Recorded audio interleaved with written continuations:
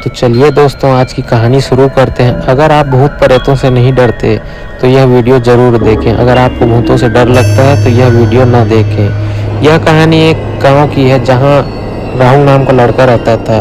उस गांव में अंधविश्वास बहुत ज़्यादा था, इसी नाम से यह कहानी उसी के ऊपर निर्धारित है।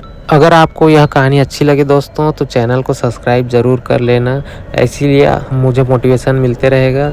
चलिए कहानी शुरू करते हैं। राहुल एक छोटे से गांव में रहता था जहां अंधविश्वास गहराई तक जड़ें जमा चुका था। एक दिन वह जंगल से गुजर रहा था जब उसने एक पुराना धूल से ढका हुआ किताब पाया। किताब पर लिखा था मृत्यु का द्वार। राहुल ने जिज्ञासा में किताब खोल ली और पढ़ने लगा। किताब में भयानक कहानियां थीं जो पढ़ते ही सच हो जाती थी।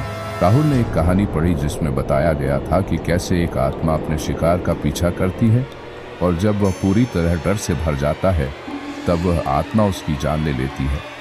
राहुल ने सोचा कि ये सब सिर्फ काल्पनिक बातें, लेकिन जल्द ही उसे एहसास हुआ कि वह गलती कर चुका है। जैसे ही उसने किताब बंद की, उसके आसपास का माहौल बदल गया। उसे हर समय किसी की परछाई दिखाई देने लगी, लेकिन जब वह पीछे मुड़कर देखता तो कोई नहीं होता। धीरे धीरे उसकी नींद उड़ने लगी और वह हर रात एक ही सपना देखने लगा, एक काले वस्त्र में लिपटी आकृति जो उसे दूर से घूर रही होती थी। राहुल ने गांव के बुजुर्गों से मदद मांगी, लेकिन उन्होंने उसे चेतावनी दी कि जो किताब वह पढ़ चुका है वह एक शापित किताब है। अब वह आत्मा राहुल की जान लेने तक उसका पीछा करेगी।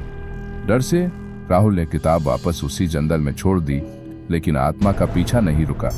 एक रात जब राहुल अपने कमरे में अकेला था तो उसने फिर वही परछाई देखी, पर इस बार वह परछाई धीरे धीरे उसके पास आ रही थी।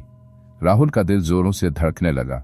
जैसे ही वह कुछ बोलने की कोशिश करता, उसकी आवाज बंद हो जाती।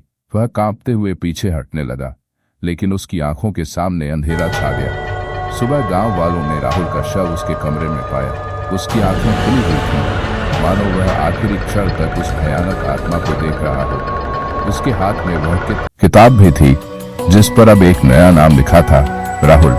उस दिन के बाद उस किताब को किसी ने नहीं छुआ, लेकिन गांव में हमेशा डर का साया मंडराता रहा। कहते हैं जो भी उस किताब को पढ़ता है उसकी कहानी यहीं खत्म नहीं होती, बल्कि एक नई शुरुआत होती है, मृत्यु की छाया की शुरुआत।